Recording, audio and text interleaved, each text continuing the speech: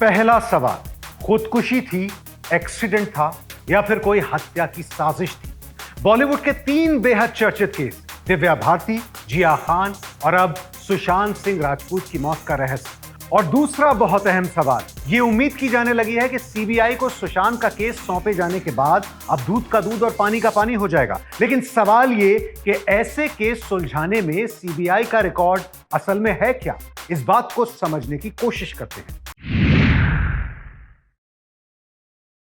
बॉलीवुड के 3 बेहद चर्चित केस, दिव्या भारती, जिया खान और अब सुशांत सिंह राजपूत की मौत के केस। संक्षेप में याद दिला दूं कि इन सब में हुआ क्या था। दिव्या भारती 1990s की बहुत बड़ी स्टार, बड़ी बड़ी फिल्मों में उन्होंने काम किया, करोड़ों फैंस थे उनके। लेकिन 27 साल बीतने के बाद भी अगर फिल्म स्टार दिव्या भारती का जिक्र होता है तो बात हमेशा उनकी मौत के सवाल पर आकर रुक जाती है। क्या हुआ था? 5 अप्रैल 1993 की उस शाम दिव्या वर्सोवा के तुलसी अपार्टमेंट के अपने फ्लैट पर पहुंची। वहां उनकी दोस्त डिजाइनर नीता लुल्ला अपने पति साइकाइट्रिस्ट डॉक्टर श्याम लुल्ला के साथ मौजूद थी। घर में इनके अलावा दिव्या की बेहद करीबी हाउसमेट अमृता भी थी। तो दिव्या, श्याम और नीता लिविंग रूम में बैठकर टीवी देख रहे थे। तीनों साथ बैठकर ड्रिंक्स भी ले रहे थे। बातचीत चल रही थी और फिर हल्के नशे में दिव्या लिविंग रूम की खिड़की की तरफ बढ़ी। उनके दोस्त बताते हैं कि दिव्या अक्सर उस खिड़की के पास जाकर बैठ जाती थी। ये खिड़की पार्किंग की तरफ खुलती थी, इसमें ग्रिल नहीं लगी थी। तो दिव्या खिड़की पर चढ़कर बैठ गई और बाहर की तरफ पैर कर लिए। इस दौरान वो लगातार अपनी मेड अमृता से बात कर रही थी, जो उस वक्त किचन में इन तीनों के लिए खाना तैयार कर रही थी। खिड़की पर बैठी दिव्या उनसे बातचीत करते करते लिविंग रूम की तरफ मुड़ी। अचानक उनका पैर फिसला और वो नीचे जा गिरी। ये बताया जो उस कमरे में नीता और श्याम लुल्ला मौजूद थे उन्होंने पुलिस को। हर कोई दिव्या की मौत से सन्न रह गया। सदमे में उनके पिता अपने होश खो बैठे। पूरे मीडिया में अलग अलग तरह की बातें छप रही थी। हत्या का सवाल उठाते हुए साजिशों की बात होने लगी। पोस्टमार्टम के बाद दिव्या के शव को उनके परिवार को सौंप दिया गया। लेकिन शुरुआत में दिव्या के माता पिता को भी यकीन था कि दिव्या की मौत के पीछे किसी की साजिश है। जैसा सुशांत की मौत के बाद हंगामा है, वैसा ही दिव्या भारती की मौत के बाद भी हुआ था। खबरें छपी कि ये साजिद नाडियाडवाला के प्यार में मिले धोखे का नतीजा है। मुंबई के वर्सोवा थाने में रिपोर्ट दर्ज हुई। कई थ्योरीज थी। घटनास्थल पर मौजूद नीता लुल्ला, उनके पति डॉक्टर श्याम, दिव्या के पति साजिद, माता पिता, भाई, सबसे पूछताछ हुई। उस दौर में बॉलीवुड में अंडरवर्ल्ड भी दखल रखा था, इसलिए दिव्या के कुछ प्रोड्यूसर्स से भी पूछताछ की गई।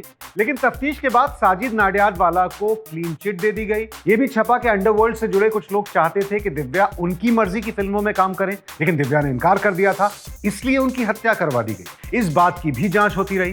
दिव्या के साथ बचपन से रही उनकी बेहद करीबी मेड अमृता उस रात घर में मौजूद थी। लेकिन दिव्या की मौत से उन्हें इतना गहरा सदमा पहुंचा कि वो गहरे डिप्रेशन में डूब गई। पुलिस को इंतजार था कि कब अमृता की हालत ठीक हो। लेकिन बहुत हैरानी की बात थी कि दिव्या की मौत के कुछ ही दिन बाद अचानक अमृता की भी हार्ट अटैक से मौत हो गई। ये काफी अजीब था क्योंकि वो अकेली थी जो इस घटना पर और रोशनी डाल सकती थी। सीबीआई जांच की बहुत मांग हुई, शोर हुआ, लेकिन इसकी जांच आखिरकार मुंबई पुलिस ने ही पूरी की और 1998 में मौत से 5 साल बाद दिव्या भारती के केस की फाइल बंद कर दी गई। कई सवाल थे जो अधूरे रह गए। दूसरा अहम केस इस तरह का था जिया खान, एक्ट्रेस जिया खान का। यहां जिया खान की मौत के मामले में जांच सीबीआई को सौंपी गई। जिया खान कौन थी? 20 फरवरी 1988 को न्यूयॉर्क में जन्मी जिया खान का असली नाम नफीसा था। उनकी मां राबिया 80 और 90 के दशक में हिंदी फिल्मों में छोटे छोटे रोल कर चुकी हैं।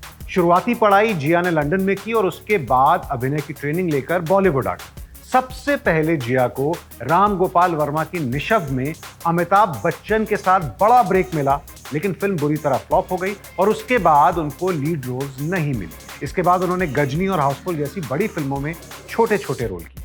बतौर हीरोइन करियर खत्म होने का खतरा उन्हें पल पल खाई जा रहा था, वो टेंशन में थी। फिर उनकी मुलाकात हुई अभिनेता सूरज पंचोली से, जो उस वक्त फिल्मों में नहीं आए थे। लेकिन खबरों के मुताबिक जिया डिप्रेशन की शिकार थी पहले से ही। दोनों के बीच अनबन भी रही, कई साल रिश्ता रहा, लेकिन फिर ब्रेकअप हो गया और फिर मुंबई के जुहू सागर संगीत अपार्टमेंट के फ्लैट नंबर 102 में जिया की लाश पंखे से झूलती हुई मिली 2013 में। जिस वक्त जिया की मौत हुई वो अपने घर में अकेली थी।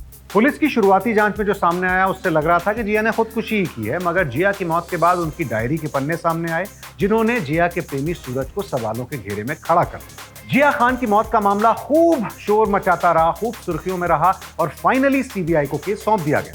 सीबीआई जिया खान की मौत के केस की भी जांच कर रही है, जिसमें सूरज पंचोली पर एक्ट्रेस जिया खान को सुसाइड के लिए उकसाने का आरोप है। सीबीआई ने केस में चार्जशीट फाइल की, लेकिन अभी तक एजेंसी के हाथ कोई पुख्ता सुराग नहीं लगा।